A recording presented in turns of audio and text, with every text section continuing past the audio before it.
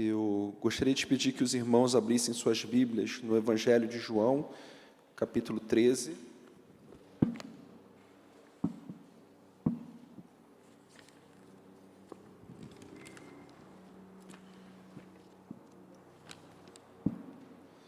Texto muito conhecido dos irmãos, Evangelho de João, capítulo 13, a partir do verso 1.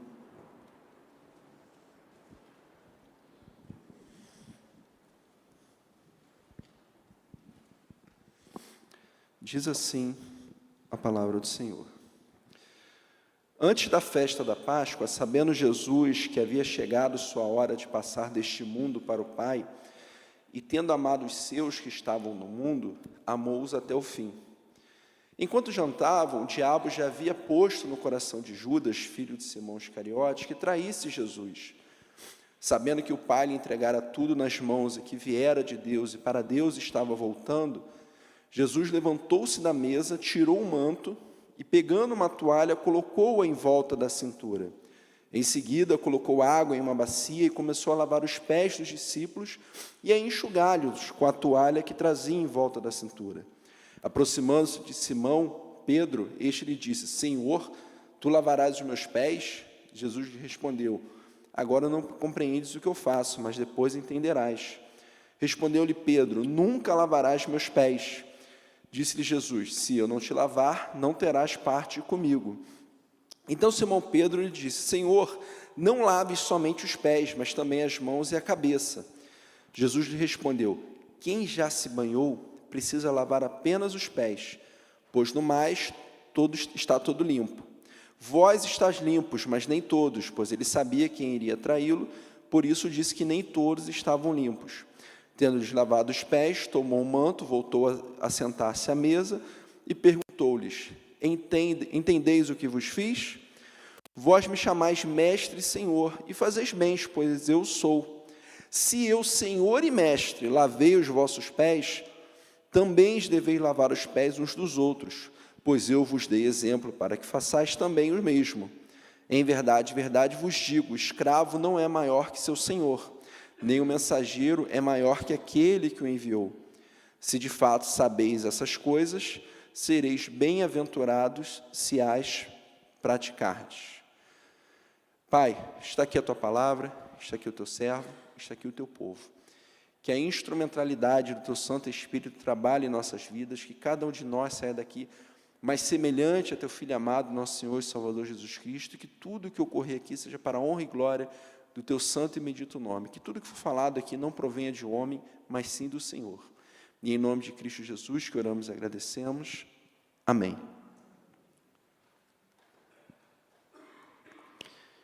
O que está acontecendo aqui? Os três primeiros evangelhos, Mateus, Marcos e Lucas, eles são chamados na teologia de evangelhos sinóticos, que é uma palavra bonita para dizer semelhantes.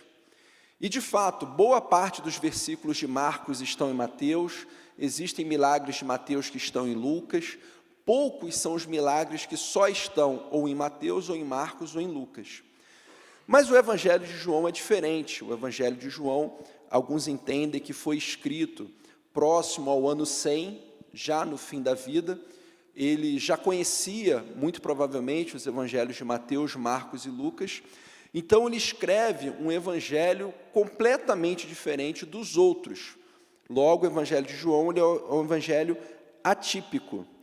E a partir do capítulo 13 do Evangelho de João, nós temos a narrativa dos últimos momentos de Jesus. Então, do capítulo 13 em diante, são os últimos momentos da vida do nosso Senhor Jesus. E o que está acontecendo aqui? O versículo 1 vai dizer: antes da festa da Páscoa, sabendo Jesus que havia chegado a sua hora de passar deste mundo para o Pai, e tendo amado os seus que estavam no mundo, amou-os até o fim. Então Jesus está próximo de celebrar a ceia, próximo de celebrar, de ser crucificado, e ele faz essa cerimônia de lava-pés. E com uma certa segurança, eu ouso afirmar que, uma opinião minha, tá? Mas que esse foi o momento que talvez Jesus mais tenha escandalizado os seus discípulos, e provavelmente este foi o momento em que Jesus teve a sua discussão mais acalorada com Pedro. Você já vai entender aonde eu quero chegar. Mas o que está acontecendo aqui? Essa história, esse relato da vida de Jesus, ela tem uma série de princípios que eu poderia dizer que seria a receita para a felicidade. Como assim, pastor? Em um primeiro momento a gente olha e parece um texto parecido com tantos outros, só que na verdade ele é um texto muito atípico. Primeiro, que ele vai me dizer que a essência de Deus é amor, né? Antes da festa da Páscoa, sabendo Jesus que havia chegado sua hora de passar deste mundo para o Pai, e tendo amado os seus que estavam no mundo, amou-os até o fim. Ah, pastor, eu sei que Deus é amor, eu sei que você sabe. Só que esta é uma verdade que muitas vezes ela passa pelos nossos corações. Às vezes a gente esquece isso. Jesus, ele estava em um momento da sua vida, diz o texto aqui, tendo amado os seus que estavam no mundo, amou-os até o fim. Você já parou para pensar que Jesus aqui, ele também lavou os pés de Judas? Porque Judas estava aqui. Mas até o fim, até o momento, ele amou cada uma daquelas pessoas. O amor de Jesus por mim e por você, ele não é baseado pelo aquilo que a gente faz, ele não é baseado pelo aquilo que a gente é. Ele é baseado naquilo em que Deus é. E Deus, ele é amor. Nada que eu fizer vai aumentar o amor de Deus por mim, nada que eu fizer vai diminuir o amor por mim.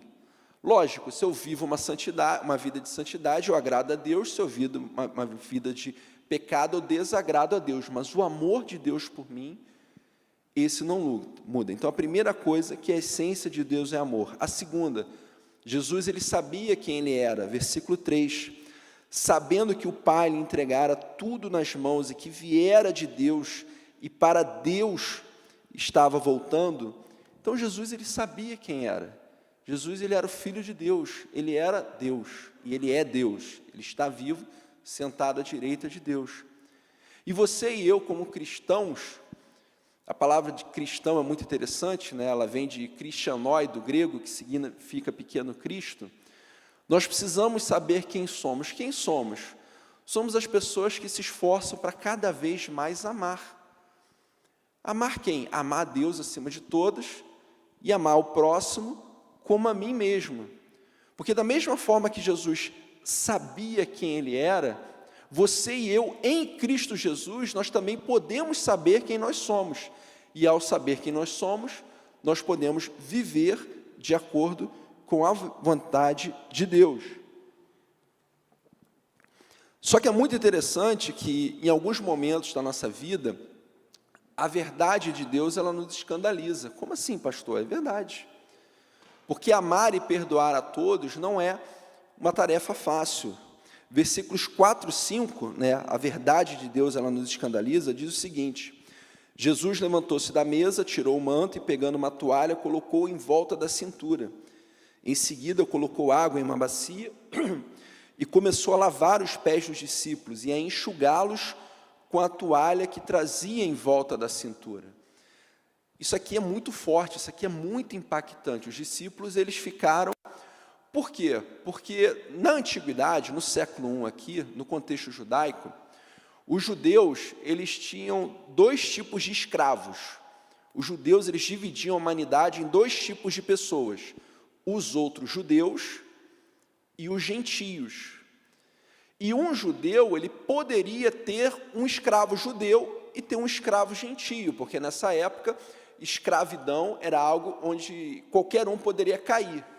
Eu não sei se você já teve o seu nome no SPC, no Serasa, se você já teve alguma dificuldade financeira, mas nessa época aqui, se um indivíduo ele se endividasse, ele poderia, aquilo que se chamava na época, de cair na escravidão.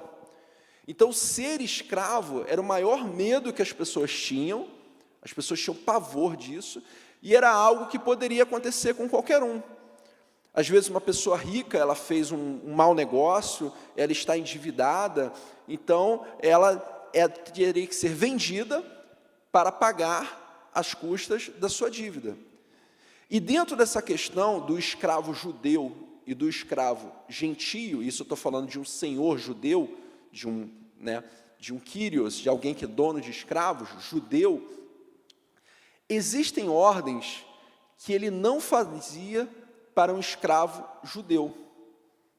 Lavar os pés de uma pessoa era algo tão humilhante, era algo tão degradante, era algo assim que a nossa cultura hoje não tem algo que corresponda. Era algo tão vil que um senhor judeu, ele não ousava pedir ao seu escravo judeu que lavasse os seus pés. Ele não fazia isso em hipótese alguma. Isso era uma tarefa para o escravo gentio. Então você percebe o tamanho do impacto, né? Hoje a gente anda de tênis, de sapato. Naquela época as pessoas andavam descalças, malha-malha, numa sandália, em um local onde tinha muita terra, pedra, as pessoas se cortavam, sangue, pus. Então, lavar os pés de alguém nessa época não é algo fácil. Então, Jesus ele faz algo que nem um escravo judeu fazia. E perceba que ele simplesmente toma atitude. Ele fala, o texto diz, Jesus levantou-se da mesa, tirou o manto e, pegando uma toalha, colocou em volta da cintura. Ou seja, ele se despiu de sua roupa.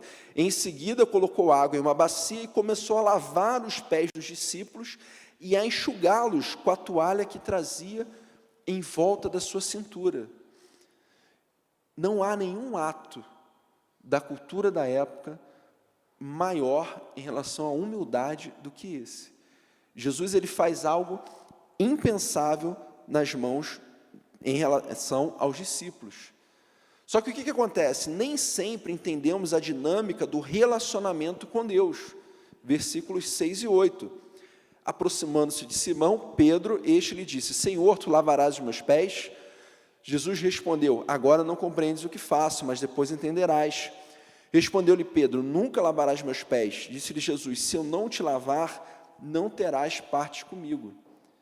Perceba que, nessa época, um discípulo, ele nunca, em hipótese alguma, ele discordaria do seu mestre. Um discípulo, ele não discorda do seu mestre. O discípulo, ele não é contrário ao seu mestre. O máximo que um discípulo faz é, bom, já que esse indivíduo aqui está falando coisas que eu não concordo, eu vou deixar ele de lado e vou seguir outra pessoa. O relacionamento que Jesus tinha com os outros discípulos, com os discípulos, era um relacionamento relativamente comum naquela época. Hoje, se você quer aprender uma profissão, se você quer adquirir conhecimento, né, o que a gente faz? A gente vai para a escola, faz a faculdade, faz um curso técnico, faz a pós-graduação lato sensu, faz um mestrado, um doutorado, enfim, nessa época não.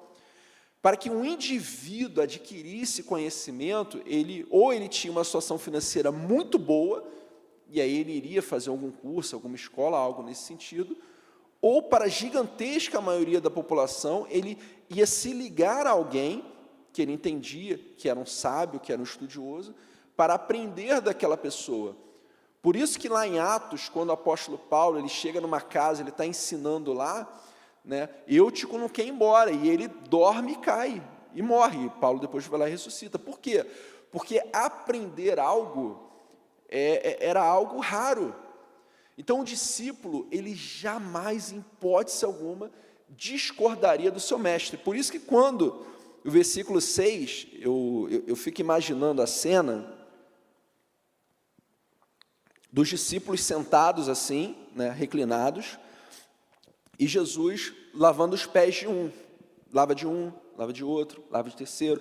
Aí versículo 6 diz, aproximando-se de Simão, ou seja, está chegando na vez de lavar os pés de Pedro. Aproximando-se de Simão Pedro, este lhe disse, Senhor, tu lavarás os meus pés?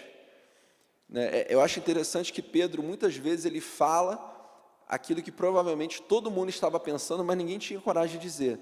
Ele olha, Senhor, tu lavarás os meus pés? Versículo 7, Jesus lhe respondeu, agora não compreendes o que eu faço, mas depois entenderás. Respondeu-lhe Pedro, nunca lavarás os meus pés. Essa fala aqui é impensável na lógica. Trazendo para os dias de hoje, é como se um oficial da Força Armada chegasse para o soldado e dissesse, vai lá e faz isso, soldado, não vou. É mais ou menos isso, não existe isso. Pedro, ele deixa muito claro, nunca lavarás os meus pés. E o que Jesus faz? Jesus também não deixa barato. Jesus disse-lhe Jesus, se eu não te lavar, não terás parte comigo. O que isso significa? Pedro, se eu não lavar o teu pé, a partir de agora, você não é mais meu discípulo. A partir de agora, você não caminha mais comigo. O nosso relacionamento termina aqui. É isso que significa essa palavra de Jesus. Quando Jesus vira para Pedro e fala assim, se eu não te lavar, não terás parte comigo, Jesus está deixando claro para ele, se você não deixar eu lavar os seus pés, o nosso relacionamento acaba aqui. Você não é mais meu seu discípulo, você vai seguir a sua vida e eu vou seguir a minha. Esse é o significado da palavra de Jesus. E aí eu acho curioso e até certo ponto engraçado, que Pedro, no seu desespero, no âmago, né, de caramba, o que eu fiz? Eu enfrentei Jesus, e agora o que eu faço? Né? Então Simão Pedro lhe disse, Senhor, não laves somente os pés, mas também as mãos e a cabeça.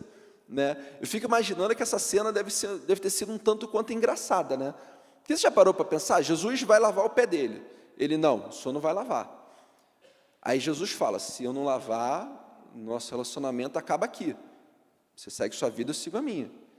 E aí Pedro no desespero, não, vamos fazer o seguinte então, para eu tentar melhorar aqui, lava os pés, lava as mãos e lava a cabeça. Pedro está tentando consertar aqui, né? Só que nem a mais nem a menos, mas sim o necessário, versículos 9 e 10. Então disse Pedro, Simão Pedro lhe disse, Senhor, não lave somente os pés, mas também as mãos e a cabeça. Jesus respondeu, quem já se banhou precisa lavar apenas os pés, pois no mais está todo limpo.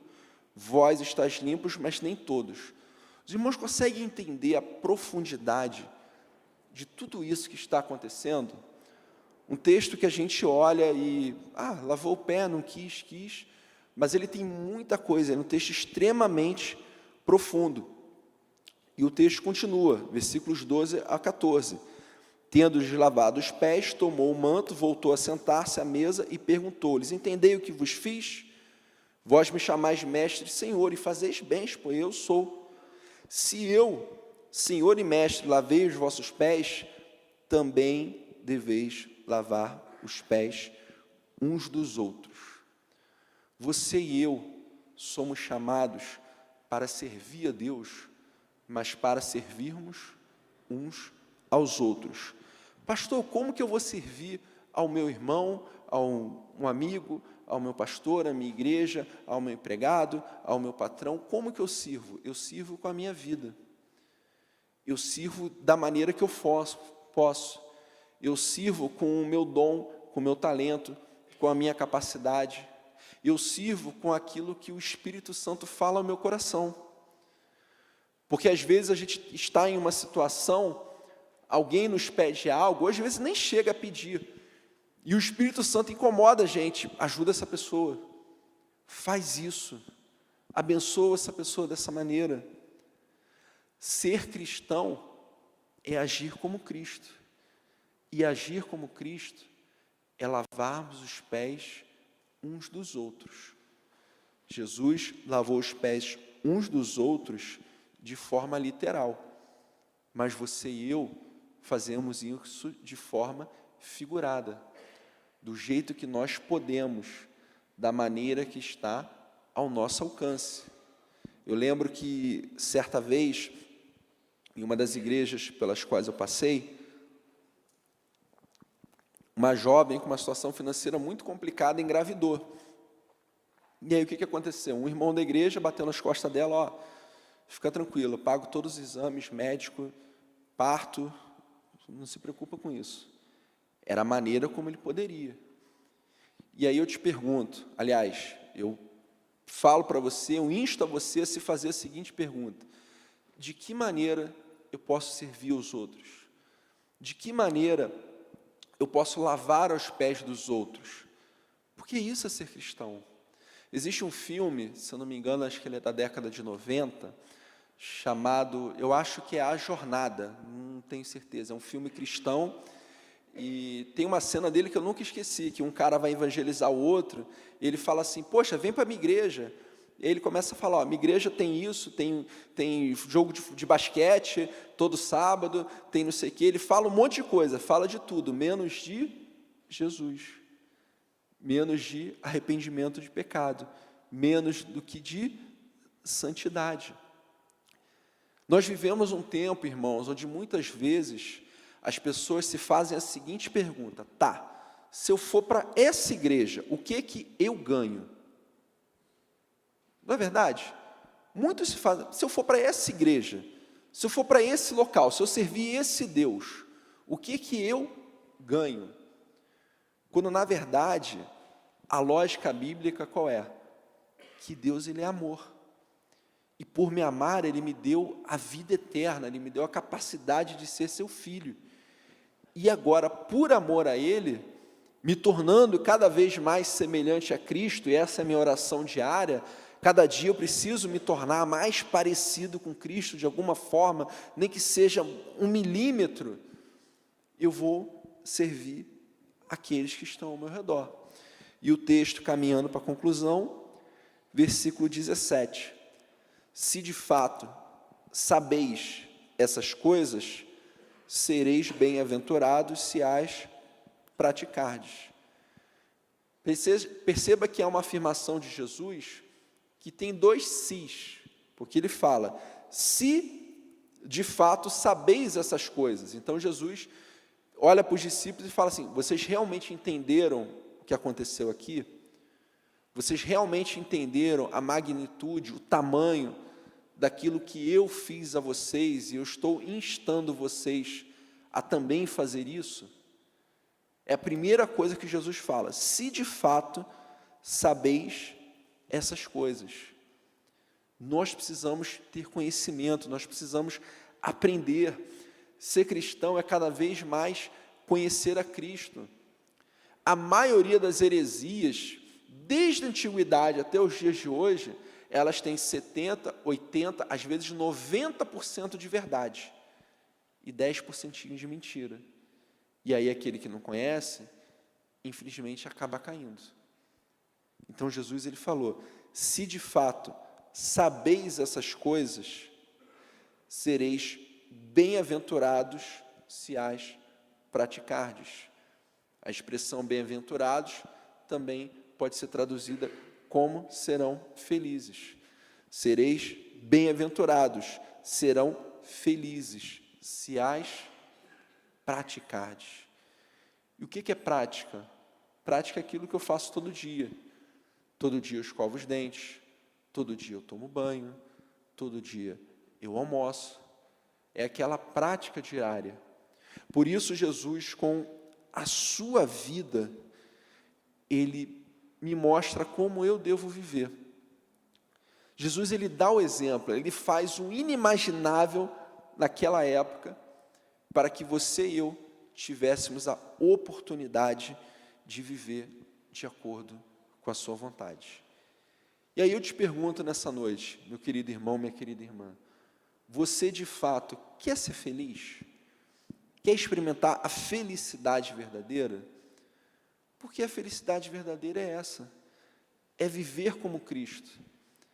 É às vezes eu não fazer, ou aliás, na maioria das vezes, eu não fazer aquilo que de fato eu quero para fazer aquilo que Deus quer, aquilo para o qual Jesus está me chamando. É eu obedecer o chamado de Deus para servir aqueles que estão ao meu redor com a minha vida, do meu jeito. Você não precisa fazer nada estapafúrdio, você não precisa pegar tudo que é seu, vender e dar o dinheiro aos pobres, porque não é esse o nosso contexto atual, não é isso. Servir ao próximo, servir aos outros como Cristo quer que eu sirva, é da maneira como Ele me criou, com o meu dom, com o meu talento, com a minha habilidade, da maneira que eu sei. Por isso que nessa noite, a minha oração é que, em nome de Jesus, esta palavra não se torne um peso em vosso coração. Ai não, caramba, eu preciso servir, eu tenho que fazer alguma coisa, senão eu não vou ser feliz. Não. O meu desejo é que cada um de nós olhe para o que Cristo fez e se faça a seguinte pergunta: tá bom, Jesus, o Senhor lavou os pés deles. O que o Senhor quer que eu faça? E acredite, quando nós vivemos aquilo para o qual Deus nos criou, seja como pastor, como missionário, como empresário, como professor, como dona de casa, como aposentado, não importa, não importa. Quando eu vivo aquilo para o qual Deus me criou, servindo aqueles que estão ao meu redor, não há maior alegria do que essa. De deitar de noite, né, fechar os meus olhos com a cabeça no travesseiro, com aquele sentimento de glória a Deus, eu fiz aquilo que Deus queria, Ele está alegre comigo e eu estou alegre com Ele.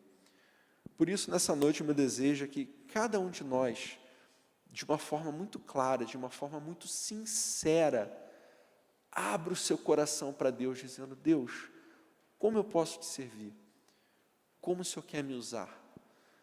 De que maneira eu devo lavar os pés dos meus irmãos?